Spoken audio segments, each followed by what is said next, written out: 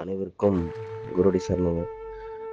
இன்றைய பகுப்பாய்வில் நாம் எல்லாருமே இறைவனை நாடி இறையருள் தேடிங்கிற ஒரு விஷயத்தில் இறைவனை ஒவ்வொரு நாளுமே ஒவ்வொரு இடத்துலையுமே நம்ம தேடி பயணிச்சிட்டு இருக்கோம். ஆனால் தனக்கான இறை அது தன்னுள்ளே நிறைப்பொருளாக இருக்குது.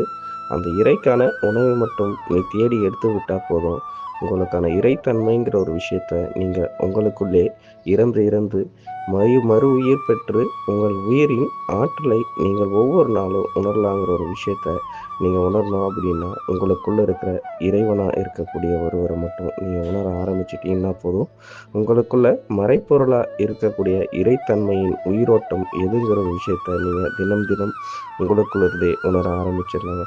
உனை நாடி உனக்குள் ஒருவன் உனையே நாடிக்கொண்டிருக்கிறான். அவனை மட்டும் நீ நாடிவிட்டால் போதும்.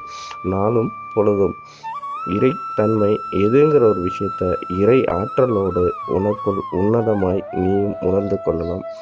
உத்வேகமான ஒரு விஷயத்த சொல்லலாம் அப்படின்னா, இறைங்கிற ஒரு விஷயத்த, இறை என்றாலே உனக்கான உணவு என்று பொருள் அல்லவா?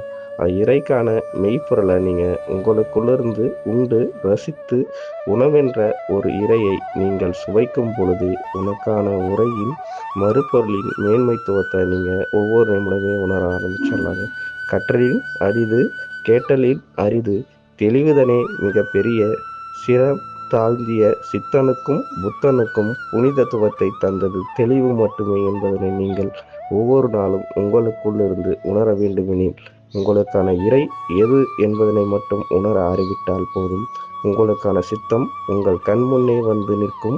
நித்திரையில் கூட நித்தியவான் வந்து உங்களுக்குள் நிறைப்பொருளான ஒரு விஷயத்தை தந்துவிட்டு உனக்கான வாழ்வியலின் சித்தமும் இதுதான், இச்சித்தத்தை நீ உணர்ந்தால் உனக்குள் இருக்கும் புத்தத்தையும் நீ உணரலாம் என்பார். அனைவருக்கும் குருவே சரணங்க.